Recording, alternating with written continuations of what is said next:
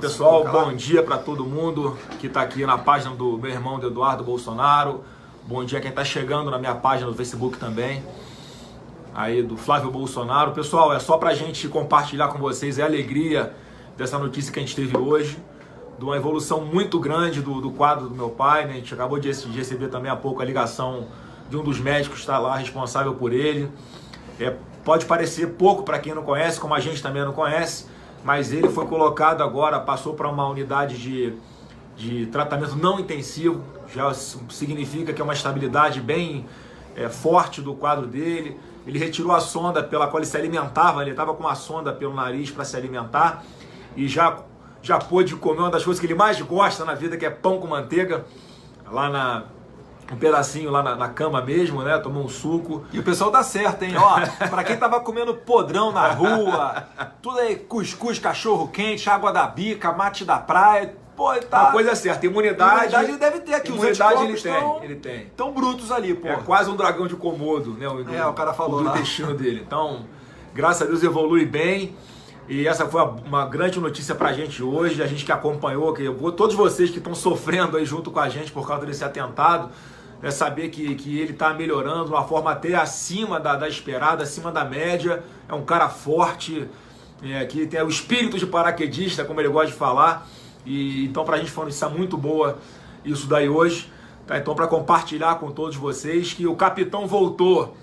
Queriam, na covardia, tirar ele dessa batalha, mas Deus está com a gente.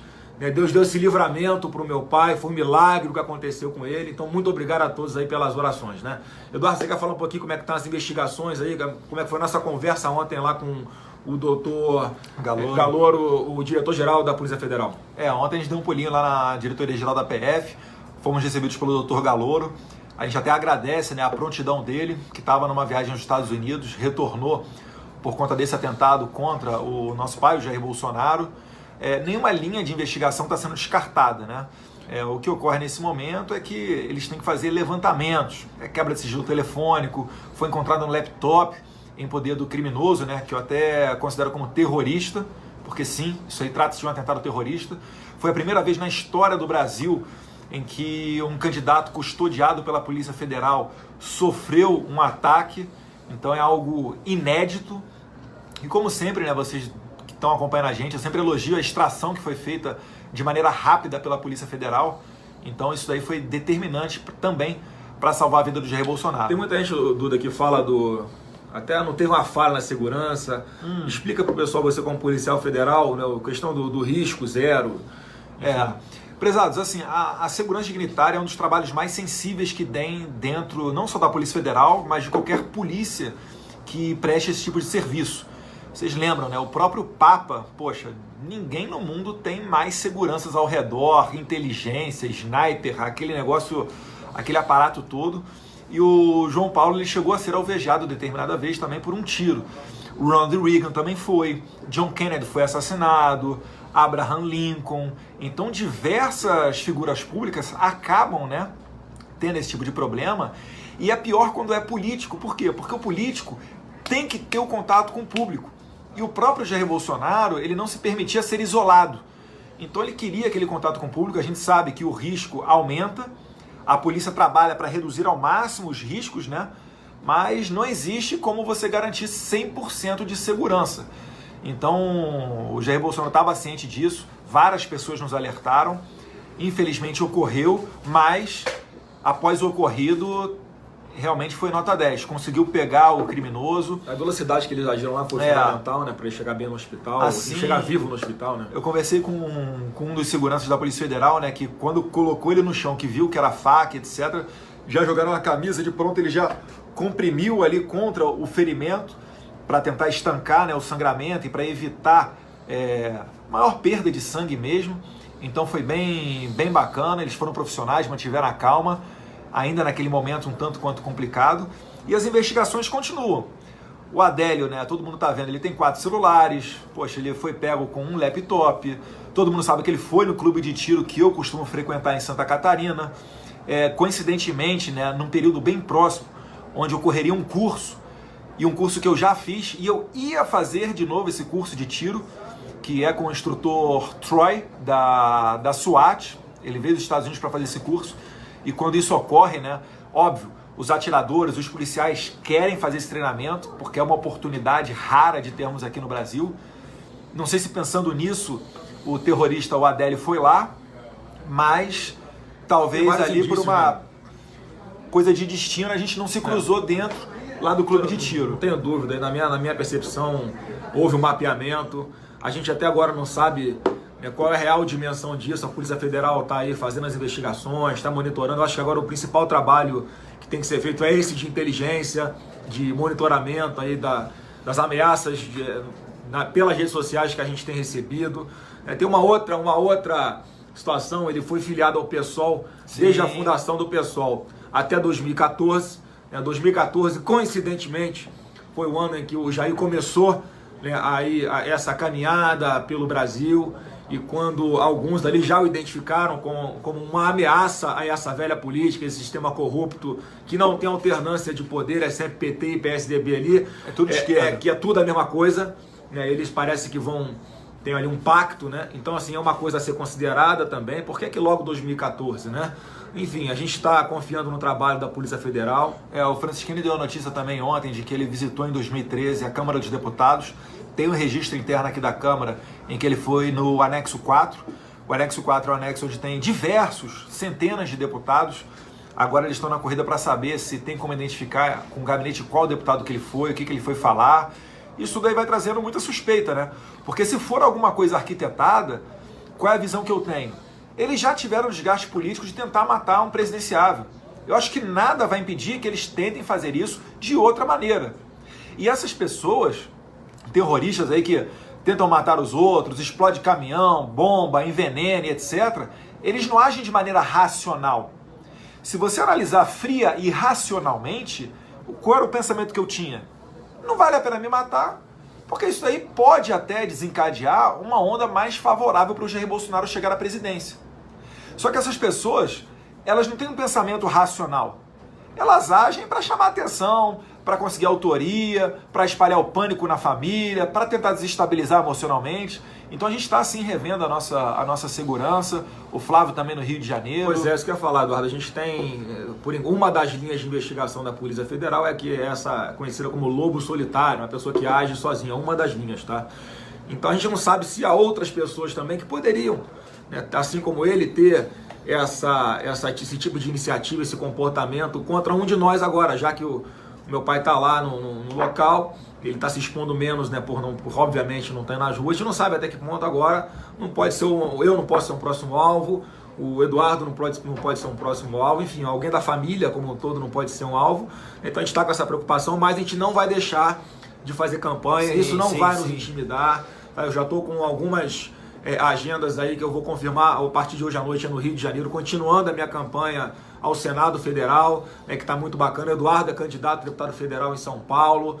Não vamos abrir mão de ter esse contato com todo mundo nas ruas. A gente gosta de fazer isso. A gente não vai abrir mão, Exatamente. Na Venezuela, vocês viram provavelmente também a entrevista do general Mourão para a Globo News. E ele está jogando duro na questão da Venezuela, assim como o novo presidente da Colômbia, o Iván Duque. E, meus caros, dentro da Venezuela existe sim, para que você que não sabe, tá?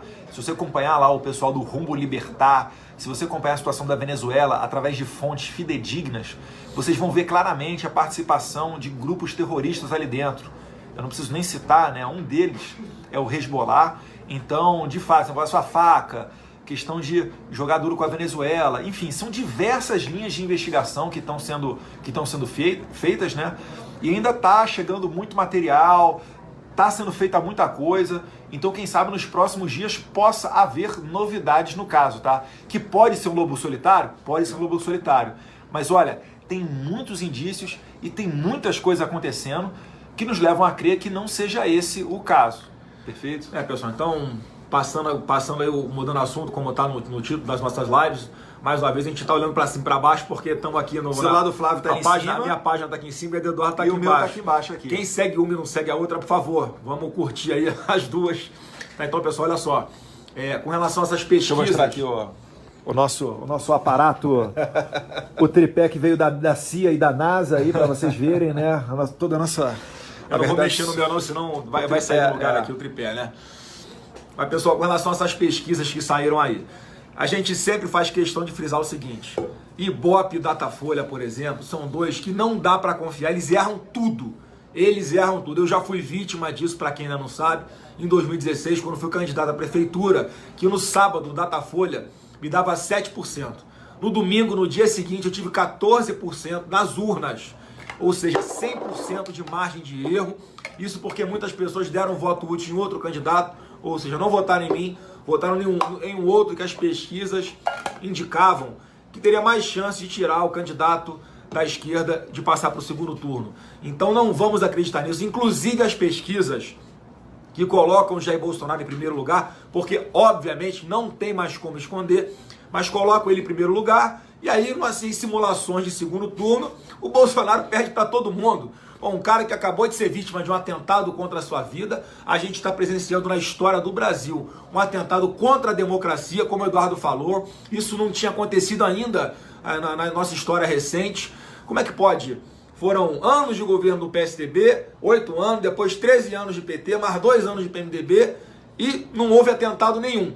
Agora que aparece alguém que é de fora do sistema, uma pessoa que é considerada de direita, né, e que tem essa independência com relação à velha política, não deve nada para ninguém, está chegando onde está chegando por vontade de Deus e porque as pessoas acreditam em nós, e com a internet a gente consegue dar nossa mensagem muito mais direta. Por que agora acontece? Que coincidência é essa? Ou seja, o modus operandi dessas pessoas de fazerem política, de defender o seu patrimônio, eles acham de verdade que o Brasil é o patrimônio deles. Eu fico imaginando o que passa na cabeça de alguns candidatos, como assim, por que surge esse Bolsonaro, de onde? Era a minha vez de entrar no poder. Mas Papai do Céu colocou uma pessoa decente, honesta, patriota, que tem Deus no coração como alternativa para nós nesse momento no Brasil. Então, é difícil acreditar que isso tenha partido de uma pessoa apenas. Então, há essa possibilidade, né, de ser algo muito maior, por isso a nossa preocupação, obviamente, com a nossa segurança, que a gente já está redobrando. Então, não acreditem em pesquisas. Eles induzem o eleitor a votar em A, B ou C, conforme o interesse de quem está comprando a pesquisa, né, conforme o interesse de quem esses institutos devem favor. Então, não acreditem, inclusive, naquelas que nos colocam na frente, porque a nossa convicção, e tenho certeza que todo mundo aí concorda com a gente, é que o Jair Bolsonaro está muito, mas muito maior do que eles colocam aí, e a distância dele para um segundo colocado é muito maior do que isso. Há a chance real, sim, do Jair ser eleito ainda no primeiro turno. Esse é o pavor de todos os outros. Eles querem levar essa eleição para o segundo turno de todas as formas. Então a gente pede aqui ajuda, a colaboração de muitos de vocês que já fazem. Vamos intensificar esse trabalho em redes sociais, replicando os nossos conteúdos. Pessoal, vamos botar esses grupos do WhatsApp para funcionar com toda a força. Replica, reenvia para os seus grupos, para os seus contatos. Para a gente é importantíssimo, é assim que está sendo feita a nossa campanha, e assim que, se Deus quiser, a gente vai chegar até lá para fazer diferente. Beleza. Pessoal, não, né, da quantidade de interesses pelos quais a gente está batendo de frente, né? O Jair Bolsonaro mesmo diz que soldado que vai à guerra e tem medo de morrer é um covarde. Ele fez um juramento nas Forças Armadas de, se fosse preciso, entregar a sua própria vida em prol da sua pátria. E a gente está nessa pegada, né?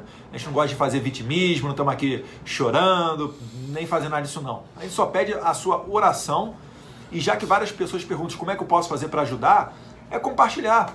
É compartilhar do Facebook, retweetar, inscrever lá no canal do YouTube, mandar pra frente no WhatsApp. Arruma um adesivo aí do nosso candidato no seu estado, ajuda na divulgação. Eu sei que é difícil, a gente mesmo para mandar material. Poxa, agora que chegou um materialzinho melhor lá em São Paulo, eu vou começar a distribuir melhor, a fazer adesivaço. Mas todo mundo que puder ajudar, é só ser proativo e criativo. No mais aí, poxa, bola pra frente. É importante ressaltar aí, já que a gente está com uma audiência grande, todo mundo que vota no Jair Bolsonaro para presidente tem que votar também em senadores, em deputados totalmente alinhados conosco. É importante para dar uma base para que a gente consiga fazer as mudanças que o Brasil precisa. Então aqui no Rio eu sou candidato ao Senado, tem candidatos ao Senado do PSL em vários estados. Em alguns locais, em alguns estados não há candidatos do PSL, como por exemplo o Distrito Federal. A gente tem candidatos aqui que estão no PRP. Aqui no Distrito Federal, pessoal, é o único estado, a única federação do país em que não é 17, tem que ser 44, é o PRP, tá? Aqui teve um problema com o PSL, nós não conseguimos colocar a direção nas determinações de Jair Bolsonaro, então a gente até orientou os nossos candidatos aqui em Brasília a irem para o PRP, que é número 44, tá beleza? Só para Brasília, só para o pessoal aqui do DF, tá? Isso aí, pessoal. Então eu sou candidato ao Senado no Rio de Janeiro, meu número é 177. O Eduardo é candidato a deputado federal em São Paulo, o número dele é 1720. E se você quer pesquisar algum nome, enfim, qualquer pessoa que seja do nosso partido, esteja alinhado com a gente, é muito fácil. Vai lá no www.psl.org.br e lá você tem um botão Eleições 2018, você vê quem são os candidatos, você pesquisa por estado, por qual cargo, pelo nome. Então é muito simples, a gente pede a ajuda de vocês para divulgar isso daí tudo, tá? E para nós às vezes é complicado, porque as pessoas falam, quem é que você apoia aqui em tal estado, quem é que você não apoia em tal. Se eu colocar ali 2 candidatos a federal, todos os demais vão no segundo seguinte vir na minha jugular aqui, pô, também sou Bolsonaro, tô no PSL, me apoia e tal. Então é um pouquinho E tem pessoas sensível. de outros partidos também que nos apoiam, tá, pessoal? Excelentes pessoas de outros partidos também que nos apoiam. Tá? O partido a gente sabe que é secundário isso daí. Boas pessoas e ruins pessoas existem em todos os locais. Então, pessoal, encerrando a nossa live, mais uma vez agradecer as orações de todo mundo. Essa força que vocês deram para nós foi fundamental. Ainda está sendo muito difícil para a gente. Eu estive em Copacabana no domingo fazendo um ato, é até difícil segurar a emoção, porque o que a gente passou, o que a gente viu acontecer ali diante dos nossos próprios olhos, a gente sabia que tinha um risco, mas nunca imaginava que ia se concretizar. A gente nunca espera, na verdade, que vai se concretizar. Então, muito obrigado a todos vocês. Como o Eduardo falou, eu espero que vocês tenham compreendido a real noção de contra o que nós estamos lutando, as pessoas que nós estamos incomodando, simplesmente por querer um país melhor, por defender o que a gente defende. Mais uma vez um recado à grande mídia, que insiste em rotular o Bolsonaro com esse monte de adjetivo que ele não é. Parem com essa mentira. Então fica chamando meu pai de racista, homofóbico, cara que não gosta de mulher, xenófobo. Para com isso, porque vocês podem sim influenciar pessoas a acreditarem nisso. Vocês colaboram para que algumas pessoas formem no imaginário delas um Bolsonaro que não existe. Um Bolsonaro que só vai passar a existir no imaginário dela. Então não vamos trabalhar com a mentira, para com essas fake news. A nossa história de vida, a nossa família, os nossos posicionamentos em toda a nossa vida pública falam que a gente não é isso tudo que vocês nos acusam. E essa foi a prova para mostrar quem são os intolerantes, que não somos nós. O Eduardo falou algumas vezes também, já foi purpurinada, ovada, cusparada, e a gente na nossa mansidão segura, dá vontade de fazer besteira, dá. Mas a gente segura, pede a mansidão aí para Deus, para não reagir à mesma altura. Mas olha que ponto a gente chegou. Não estou falando com isso agora, a gente vai reagir com violência, não é isso.